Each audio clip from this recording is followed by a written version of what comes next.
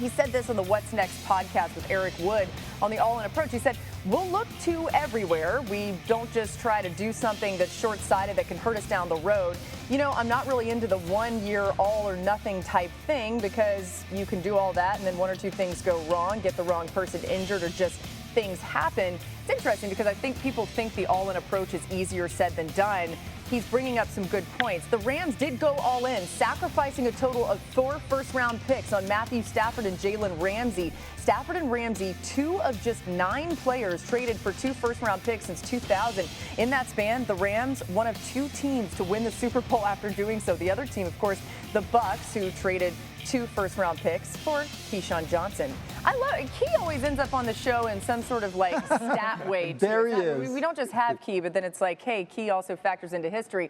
But we'll get to you in a second, Key. Let's start with you, Ning. The last 2 Super Bowl champs won it by spending more with this formula, the all-in formula. Is this the right way, though, to be spending, you think? No, it's not. I mean, it's worked. It worked for the Rams. Yeah, great for them. But the next couple of years, I really don't see how this whole thing of trading away first-round picks is going to help them in the future. And look, if you're willing to do that, if you're willing to say, okay, let's just throw our first-round picks out of here, you're out of here, and you go in for the Super Bowl, it better work out. And it did work out. Great. But now looking forward, you know, there's a lot of question marks here. I mean, Whitworth, is he going to come back? No, I think he's done. So they're going to have to find a tackle.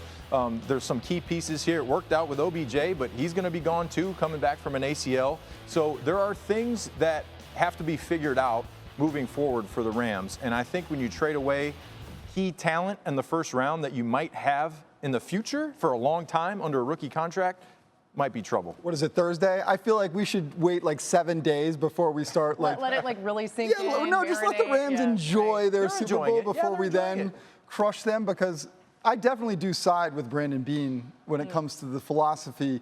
I mean, like, if I go and spend a ton of money and put it on a credit card, I might look like a wealthy man today, but when the statement comes at the end of the month, I still got to pay it. Pay that back. So the question is, can the Rams continue to build upon this very literally without the idea of having those rookies under rookie deals? A lot of success for a lot of teams generally comes when guys are on those cheaper deals. In this case, the Rams did go all in, not only to the effect of just going out and spending on free agents, but trying to right their previous wrongs by giving up 2 first-round picks and sending their quarterback away to get the right guy. They are all in so many ways, not just today, but tomorrow and the next day and the next day. If they can come back and be successful off of that, then I'll start talking about this philosophy working. You know, Jeff, I think the philosophy works for the Rams. And one of the reasons it works for the Rams is because you can manipulate the salary cap in the National Football League. I know many times we sit around and we say, well, they don't have any money to spend. They don't have any money to spend. All you do is push the can down the road. My owner is so flushed in Los Angeles, he can pay for anything in terms of signing bonus money. As far as it goes, Matthew Stafford at some point is going to become one of the highest paid quarterbacks in the National Football League. Aaron Donald will be the highest paid defensive player in the history of the National Football League. They will then address some of the other issues that they have, that they're going to be losing free agents, Von Miller and those guys, because all it's going to do is come down to guaranteed money, pushing the can down the road. As Leslie said, first-round picks really doesn't matter to them because they made it. They hit pay dirt.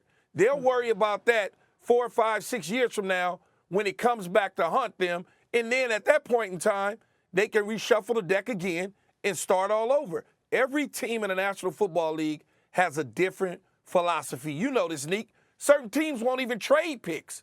They just sit tight in the draft. That's just the way they look at things. You know, I think one of the big things here is, can they repeat? You heard everybody saying, oh, run it back, run it back. We heard that so many times in the Bucs last year. Obviously, it's much harder than just saying you can do that. Tom Brady ends up retiring. The Bucs absolutely do not run it back. The Rams actually looking to become the first team since the Patriots to repeat as Super Bowl champs. That's back in 2003 and 2004. It's so hard to get to the Super Bowl. It's even harder to win it.